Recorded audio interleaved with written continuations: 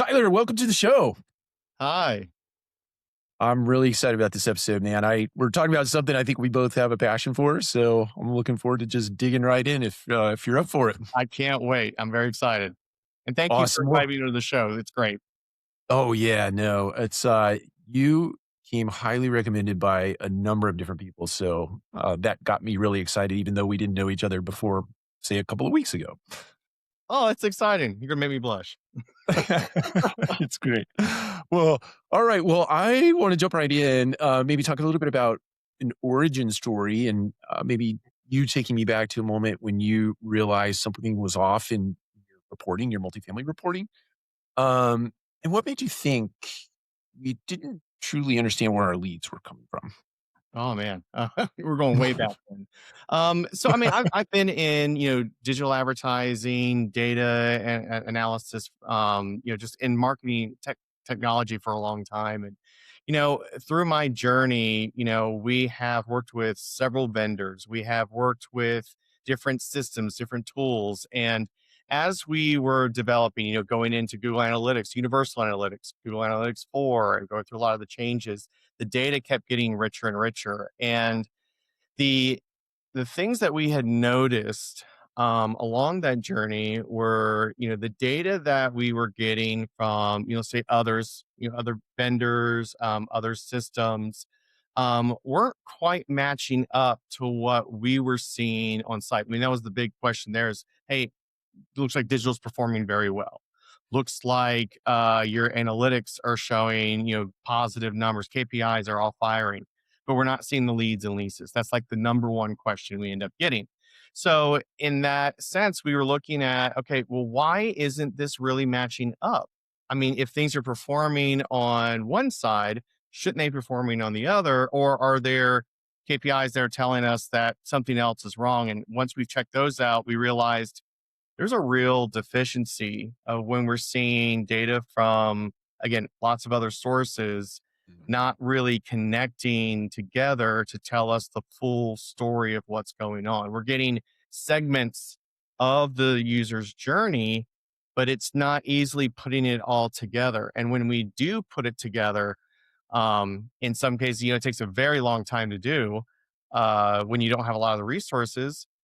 It gets You start seeing, oh, wait a minute, well, that doesn't seem right. Or, that seems a little off. And just by nature, I'm a questioner. I always have been, always will be. Sorry for anyone that works with me. I'm going to question everything. So I feel very confident in the system. So that's when, like a dog with a bone, I started getting after it, digging into the data and then seeing, like, okay, there are some big deficiencies that we're seeing, that things are just not aligning. So we need to tell a better story of what's going on by seeing how can we connect all the data together seamlessly. That so I'm just curious, just because I've seen this scenario play out a number of different times in a couple of different ways. For you, the realization was triggered, my imagination tells me, because you're curious, because you question everything, it came from you, versus an ownership group coming to you and saying, "Hey, wait a minute, these numbers don't make sense," whether it be an asset management or an owner. What was that trigger for you? Was it you, or did you have somebody I, come to you and say, "Hey?" I think it was really both. Okay. We have clients that are very curious about the data and are asking, and they are seeing from their side, they're seeing a lot of dollars going out, but Right. just the velocity of things may not be upticking like we hope they would. And while the reports we are getting are showing positive KPIs, they're just not seeing the results. So there's a lot of questions from clients that kind of like, well, we doubled our budget for digital advertising. We added this new tool. We did X, Y, and Z, but we're not seeing any velocity increase in our leasing. Why is that? And so, we are giving the answers and the data that we're seeing from each of our vendors, each of our tools, each of our systems, but they often get very confused at times because it's okay. I see this here, I see this there. You're telling me everything looks good, or the vendor's saying things look good, but we're not seeing the velocity. That's Then what's the problem? Mhm. And just by that nature, too, I'm asking questions to our vendors and like, okay, again, something's missing. We this can't be just a, well, we don't know. There's Right. obviously something there, and we know it's just missing from the tool set that we were looking at the time. So that's why and I love data. I love digging into what's going on. I'm a little bit of a Sherlock Holmes, pun intended, for my last name. But I I love it. love digging into it and just trying to figure out how things work, what goes on, and why things are happening the way they are, to see if, like, oh, okay, now I see where the missing pieces are. Let's find something to put it in place. And that's really what started our journey to look for a system that would help kind of connect a lot of our data together. So so sort of through line or an overarching sort of point there, I hear the attribution really matters. And Hmm. when attribution is unclear, my imagination tells me that it has more cost than just dollars and cents. Can you talk a little bit about that? Oh, yeah. Well, I mean, first, like, obviously dollars and cents does come into play, because if you really just see the first contact as the main lead source, and I'll tell you, and I think everybody can kind of attest to this too. If you don't have a true attribution system, you'll see that, like, website is like 80% Yeah. of your lead source. And that's wild. Like, what is that really telling you? Oh, so we just need a better website to get more leads, to get better quality? No, that's not the case at all. It's just it's missing and can't connect the dots of truly where things were coming from.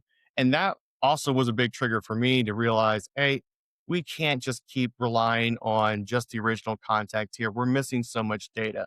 So we got to figure out what's going on. But when we were looking at trying to piece these things together, I mean, time, just the sheer people power of trying to put this together, the conversations we're having with our vendors and with our systems, the explanations we're giving to our clients, the digging into the reports to try to figure out what's going on. I mean, you want to talk about days and weeks of just looking at, a subset of properties to try to figure out where the data is connecting. And then there's also, unfortunately, there's human element involved with it. Mhm. So there could be some bias, there could be some miscalculation in Excel sheet. Lots of things could happen to misrepresent. And so that right there, we were still kind of getting behind the curve a bit. We were falling behind on just like the daily types of reporting, because we weren't able to get it out quick enough, because it just took so long to put it together. So while you're kind of putting the pieces together as much as you can, you're still seeing a lot of the deficiencies of being able to act in real time to make those strategic decisions. You just brought to mind on the topic of spreadsheets when you're trying to stitch Mm. that data together.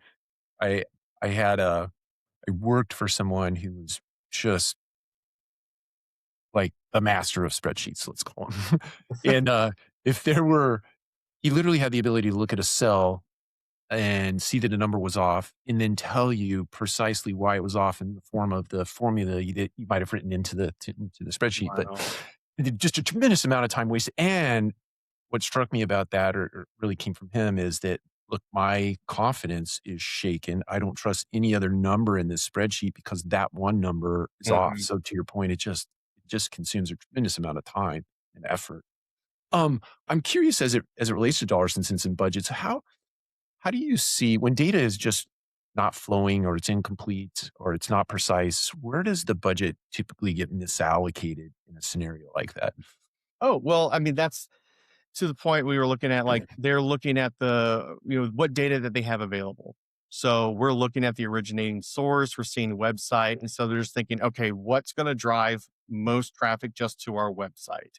So they're just looking at the volume, but unfortunately, we're not able to really dissect the quality of the traffic coming through. So when we are looking at spending, and again, they're opening their pocketbooks to add in as much dollars as we need to, but that's kind of the easiest solution, is just to increase budget to drive people to your website. But True. it oftentimes is not the right decision. When you have good, clean data, you make better decisions to say, well, we're not just going to shotgun approach this. I'm in Texas, so we got to use that. We got to hone in a bit more and, like, rifle down what we are really seeing the best quality of traffic in the sources that are bringing that to the website. So going that step lower or deeper into the data is very vital. So by again, we're spending a lot of excess dollars when we really don't need to be. Yeah, it makes a lot of sense. It brings to mind in our industry, and look, I've been around for 30 years, so I'm dating myself a little bit, going back to when we tracked everything on a kind of on a literal piece of paper. We would make check marks for the number of people that walked in the door and who leased and so on and so forth. But it sounds like me today, with all of this technology that we have in place, we've sort of created this scenario where we have a bunch of fragmented data sitting in different systems. And it's almost like we need this layer over the top of that that pulls all that stuff up and puts it into a form or a fashion that is informative to us so that we can make good budget decisions and allocate those dollars in the right way so that they bring that good quality traffic in the front door. Absolutely. No, I mean, you hit it right on the head. Like, we needed to figure out a way to just link everything together. And then when we did that, which we were able to, we then started noticing that okay, the efforts we're seeing from different sources while bringing a lot of traffic, the quality was very low, or it may have initiated the tour, but we just saw bad quality when it reached the application or lease part. So because we didn't have a lot of that connected, it was about volume and not about the quality of the users coming in. And so we also didn't really understand, like, is there something with the website that's causing issues from different sources from individuals coming to it? You know, there's a lot of times where we will see, a new fad. I'm going to call it a fad, but a new advertising source that comes available, like in student TikTok. When that was on the rise, everyone's like, "Oh my gosh, we've got to get on TikTok. Let's just put all of our money to TikTok. That's where everybody is. We've got to run the ads there. It's the place we got to go." And if we didn't have, clean data, we'd say, well, that makes sense. They live there, they engage there. Let's put our ads there. Let's just get more content there and let's drive them to the website. Obviously, if they're living there on TikTok, well, let's pull them to our website and they're going to take an action, right? That makes sense. Well, that was before thinking. Now we realize, it's not the maybe the avenue that we thought we really need to spend a lot of dollars on. Maybe on the organic side, sure. But on the paid side, maybe not as much because they're not in the mindset for it. We're discovering these things with that rich data and answering a lot of the questions that people may not be even asking, but they're assuming that everything should go a certain way because it's a gut check feeling. And look, I get it. Sometimes you got to have that gut check to move things forward. But there are times where really you've got to support that with some type of data and some type of information. You got to do your testing. And so when we're testing that, we're realizing, yeah, they may be engaging with it, but they're not in the right mindset. So while a client is really pushing us to be on a certain platform because their niece or nephew is just all about it, if they're in student, it's really just again, it's just like an assumption because it's the latest and newest thing and we just got to do it. But it may not be, again, the right decision based on the intent that our prospects have when they are in that mindset for our apartments. So right. It brought to mind, marketing gurus call them, go where the audience is. And then people hear that and they think, to your point, if TikTok is the place where people are, then let's just go dip our toe in the water and put some messages up there and everything else will just happen by default. And Yeah, that's just no. really not the way it works. And I mean, look, I'm not saying not to dive in. Sure. Put your toe in. Sure, that's great. I'm not saying we can't be cannonballing into this pool of one source right off the bat, and expect, immediate results or the results that we are hoping that we would get. It's not a guaranteed. So again, there's a lot of testing that goes into it, but that's why data is so important That's right. as we're getting into these new platforms and new regulations that are coming out on how to manage your advertising, how to engage online, using AI in order to start these conversations or build out new platforms. Like, we have to really utilize this foundational data that we are collecting. If you're not collecting that today, then you are way, way, way behind than a lot of other groups out there. And I advise anyone who's watching today, you just start somewhere. That's the biggest thing. Just try to start somewhere, get what data you can. But it's so valuable to have that. And it supports a lot of the decisions that you would want to make and recommendations you would have with your clients. So connect it all together. That's the biggest thing.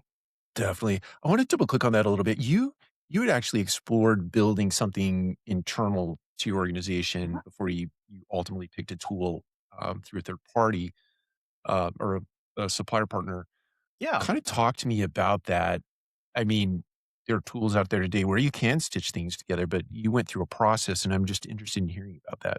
No, absolutely. So, it's just kind of in my nature. Again, I question a lot of things. And so when we're engaging with certain vendors, it's like, okay, you're telling me this, they're telling me that, I'm seeing this, but that's not really what's happening, I guess. So, like, what's going on? So, I just wanted to get into how the sausage was made, if you will.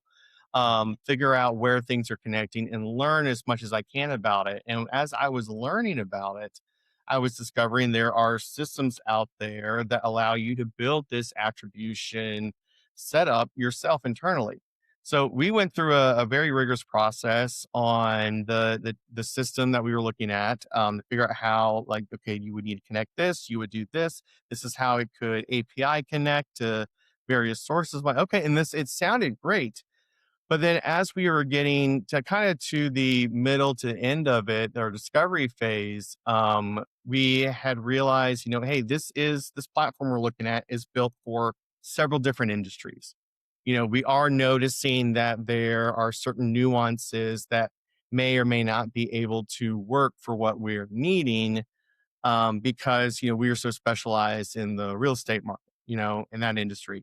So, funny enough, we were at several conferences and we heard about your group, and we're working with them highly on, hey, we're looking at building out, attribution truly for multifamily. Mhm. And that's when it kind of sparked, hey, this is what I've been just looking in discovery right now. Let's hear what you have to say. Let's dive into it and kind of get what you're trying to build here. And maybe we can join the ride, and see what's going on in that journey. Which again was very excited as soon as I was hearing it. Cause I'm like, this is what I've been looking at for like the last 8 months of trying to build out, but y'all are already doing it. And it, it was phenomenal. Be able to hear that someone's actually trying to build this out. I've noticed, and I've worked in a lot of different spaces, and I've talked to a lot of different, you know, directors, CEOs who have been in other industries. And again, attribution marketing is not new. I mean, it's been Okay. around for a long time. Um, it just seems like our industry ends up falling a little behind other, large ones, let's say telecom or healthcare. Granted, they've got a lot of resources at their Sure. disposal, a lot of dollars there to spend on certain things, and the need for a lot of that. But um, you know, I think our industry is catching up definitely on what we truly need, what other industries are doing. So we're not definitely behind, I think, much anymore. But back then, yeah, we noticed there's a lot of things, and it may have just been the thought of, well, maybe it's just not needed right now. Or maybe it's everything's okay, everything is fine. It's like that meme of the dog sitting there, like everything's okay, but everything's burning on the outside. Yeah. Everything's okay. I'm all right. But, you know, we just maybe no one was asking the right questions, or people were, but it was like, okay, we're still leasing, so it's fine.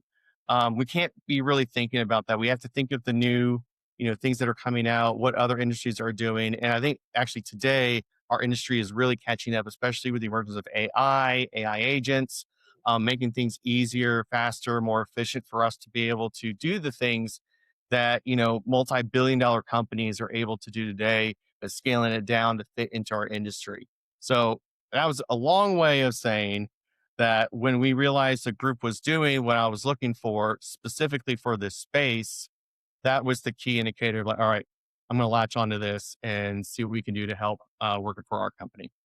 So I am curious. This is I've obviously spent a lot of time on the operations side of the business, and I certainly have an opinion about this, but I'd like to hear yours. What do you think? supplier partners get wrong when they're approaching individuals like yourself, companies in general? I've just always been curious. I have formed my own opinion, but I'd like to hear yours.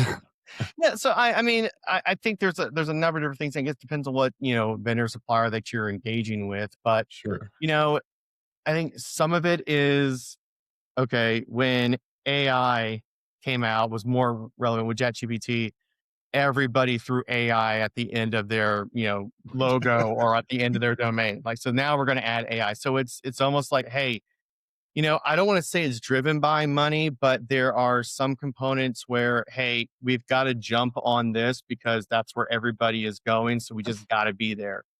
But I think some suppliers think like, okay, let's just do it because we know people like that versus what are we trying to solve for by using this type of technology? Um, Granted, it takes a bit, a few months or a couple of years in order to kind of figure out your sauce, if you will, as a supplier. But I think a lot of times they put the cart before the horse when they're looking at building out something new just to stay relevant at times. Not a lot, but I think now, with it being easier using AI, and I think a lot of suppliers have adopted that. They're realizing, okay, this is solving more than what we realized, and so let's develop even further into solving some unique nuances that we're seeing with different clients. And let's build a very unique platform to help solve this. Because otherwise, I think a lot of people don't know that they've got a problem until they Mhm. hear another group being able to solve a certain situation. Realize, hey, actually, I think we might be running into that. Let's engage with this group. Yeah, that makes a lot of sense. And certainly my question was not an attempt to snipe at the supplier partners. We have a lot of amazing supplier partners in the Oh, multifamily space. absolutely. Yeah, just incredible teams out there solving interesting and germane problems to what we are going through on a daily basis. So, um, I'm curious. After you obviously you onboard a platform, you go through what I like to refer to as a little bit of a messy middle, working out the bugs. What was the biggest insight or biggest aha moment for you once you implemented and you got things stable? You're able to look at the data. What sort of came across your screen and made your jaw drop or your eyes get really big? What was it? Well, the first thing was just seeing our lead source of website go down significantly. I mean, I think we saw at least a 35% drop in the Oh, wow. website source and being able to attribute to several other areas. Even today, we're seeing sources from ChatGPT, Perplexity, Claude, all these LLMs Mm, starting to bring in traffic, and we're able to capture that information now because we were able to clean up the data and get true attributions really in high gear. And again, as things develop even further and there's news sources that are coming out, we're discovering that and we're able to add that into our systems to understand here's good quality. Again, that's a good example of, we are seeing some traffic from these LLMs, but it is a very small percentage of the mm, amount of leads and leases today where a lot of our clients are thinking we've got to spend all our money there. It is an important place to be. I'm not saying that it's not, but it's not the only place. Again, kind of like I was saying earlier with some of these tactics that are fad that are kind of coming in, it's the newest mhm, thing. We've got to jump on it. It's important, absolutely, but it's not putting all your eggs in one basket. So we were able to really dissect and see, where should we be spending most of our time? And when we were doing that, we were realizing, some of the higher cost, activities and tactics we were doing were actually resulting in the efforts. And I think, we had hypothesis that this may have been happening, but using data to back it up, we realized that at the initial engagement, they're not performing the actions we want them to. And there's like a lot of ad dollars wasted. So we mm, ended up being able to cut back significantly on that and refocus a lot of our efforts on organic or on internal systems of the nurturing process. mhm, We had one property that we were noticing that we were getting a lot of leads. When they were coming to the office, they were seeming to be able to close them pretty well. So, the idea was like, let's get them in, let's get them engaged, and that should be able to close them. But we just weren't seeing a lot of turn from our tour to application. They weren't completing things. And we had our nurture system set up.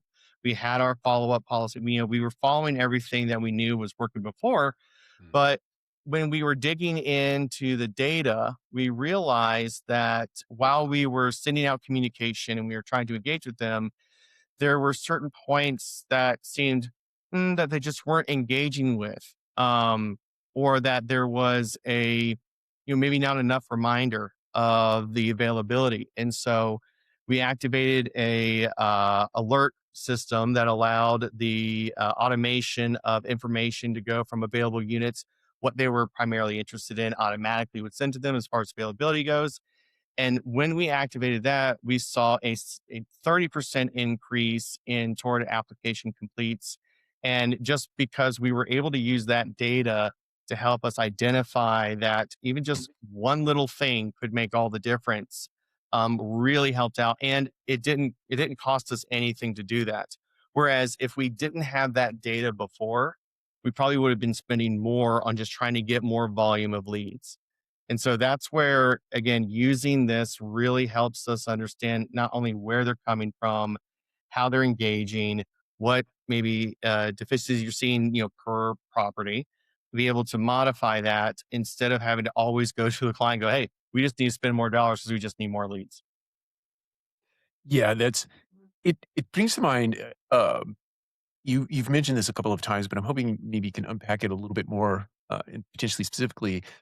Um, if a client comes to you with the new shiny object, um, and and they want to shift very heavily into this before you're you're in defense of not doing it is really not based on data. It's more right gut or hey, I've been doing this for a very long bit of time, so Mhm.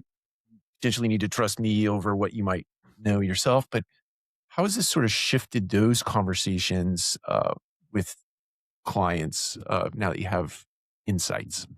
I think what's good with this is that with the data that we have today, we're helping educate our clients a bit Love that. more on those tactics. So that's the Mhm. biggest thing. It's just, hey, while it's new and shiny, while it is a great sort and people are using it more, you're hearing it in the news every day that there's something new coming out with it. Yeah. And again, we don't want to discard it completely, but Yeah. again, we don't want to put all our eggs in that basket. So using the data to show the higher intent engagement sources and educating our clients on what that means has really been able to help us, build trust with our clients that, hey, Mhm. let's test it out. Let us activate some of this to because we know it is important and we are going to be getting into it. But let's not throw all the money at it. Let's not, just because we don't want to waste either. But we don't want to discard any tactics that are working very well.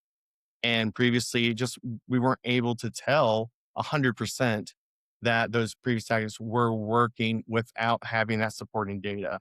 So that's the biggest thing that we realized is the education of clients. And even to some that we've engaged with, they just appreciate that we're looking at all of this data. They love Yeah. that. Um, a lot of times they're just they may be just getting a report, but it's hard for them to understand. But we're walking them through it. We're giving them the insight. We're giving them the intent per tactic of what it's designed to do. And then showing them throughout the journey how those tactics are affecting them. Then they realize, okay, I see. It's not just about the first, it's about the second, third, fourth touch point. And those sources, we need to be doing an omni channel, as they call it, Mhm. sense approach versus just throwing everything at one or throwing everything at the new. I love how you led that remark with the education or the word education because it really is being able to do that not based on opinion but rather data. I think when people receive that information with data, Hmm. that education imbues in their mind a little more readily than if it's just, "Hey, I'm Tyler and I know what I'm doing, and you just gotta trust me." I But wish it was that easy. yeah, it's never that easy. I wanna as we sort of draw too close here, I wanna go back to something that you said, as it relates to the multifamily industry lagging many other industries. I think you cited telecom as an example of being, ahead or healthcare ahead.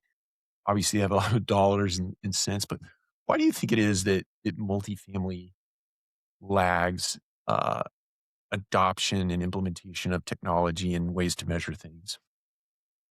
That's a good question. I've often wondered that myself. It's I think it's yeah, I was saying earlier that, if everything is kind of running smoothly, like mhm, why rock the boat?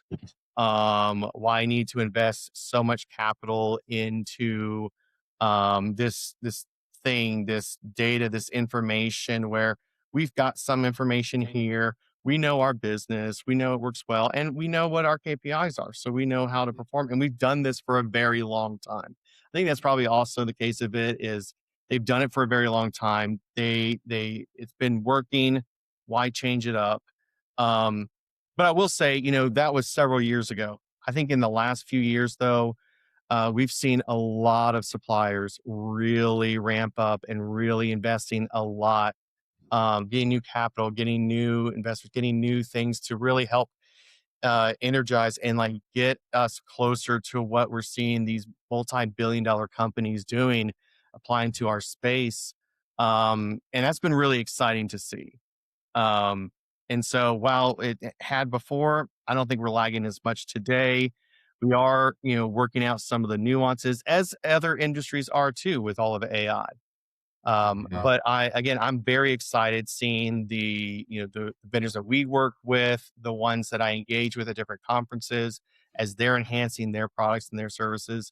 It truly feels like we are, matching toe to toe with a lot of these big groups now today, than we ever have before. And I honestly, I'm really excited to see even what the rest of 2026 looks like with a lot of this new advancements we're seeing. You and me both. So so I kinda heard a couple of things in there, and I'm just being curious at this point. Yeah. So, do you think that the shift has happened in 2 parts?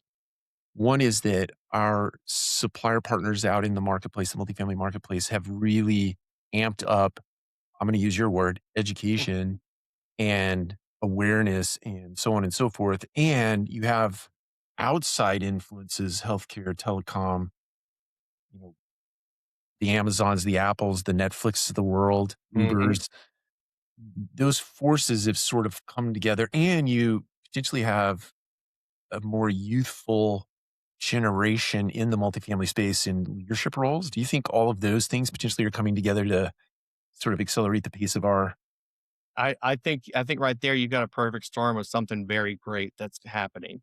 Yeah, and to your point, a lot of more youthful the generation are coming in. They know the space. They know they're also the thing is we experience this. We may not realize it, but we're experiencing a lot of the different tactics and different sorts and different things that these larger groups of telecom are working on.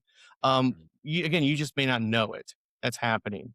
You may be thinking that the Echo, not going to say her name because it's right here, but that, it's listening all the time. right? It's like, how is it doing that? What is it doing? And that's DSP advertising. But a lot of groups are doing that now and they're exploring that and they're building on that. And so it's not that I think we were just completely just ignoring it. We knew it was there, we are experiencing it. And I think with those that are coming into more leadership roles and new companies are starting, and the use of AI to help, I think, with additional resources and understanding of certain things, I think is really pushing us forward a lot quicker than we realize, on being able to catch up with these other industries. And thus, then we see that again, that perfect storm, the education, the youthful, the resources available are now allowing us to push forward and jump leaps ahead of where we thought we would be without. And so that's where I'm like really excited as I'm engaging with a lot of these suppliers. They're talking a lot about these new things that they're coming out with and using the AI technology to help assist in building that. It's very exciting. And I think it's just something that we can really leverage, and having groups being able to build that for our space is the biggest benefit, versus relying on outside sources to try to piecemeal it together for us. So I think again, it comes back to, I think the resources and education of just being able, and also the willingness to try. is changed significantly even over the last 5 years. Yeah, you nailed it. There is a big willingness these days to actually try this stuff. It's fascinating. I Before we close here, I want to is there anything on your mind that I haven't sort of teased out, that you'd like to share with the audience today? Yeah, so I think I was alluding to this earlier, and I've dove into data. I love data. I love diving in and figuring out how things work. But if you are, you don't have a lot of resources, and you're a smaller group, or you're just like trying to start anything, again, the biggest thing is just get started.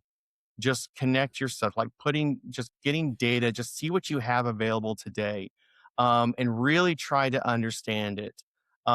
If you've got someone on your team that's really familiar with ChatGPT, help use that to understand a lot of what these different metrics and what these different systems do and mean. And then really start from there as a springboard to hopefully get you to be able to engage with groups on how you can connect a lot of that. Ask a lot of questions, challenge our partners. It's not just mine. I think love our conversations with partners I work with. I do challenge them on like, hey, I see this with your data. This is what we're seeing. This is now how we've connected it. And we're seeing these deficiencies. How can we be better? How can we get better? How can we be more efficient?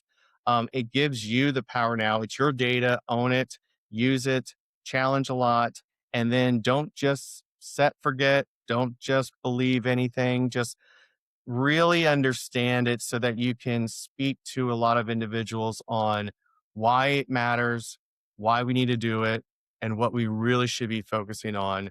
And then I think you'll build a lot of trust that way. You'll build a lot of great relationships that way. And then you'll be able to see, all right, now from there, what's the next level we can go to? But you just got to start somewhere. And if you aren't doing it today, get started today.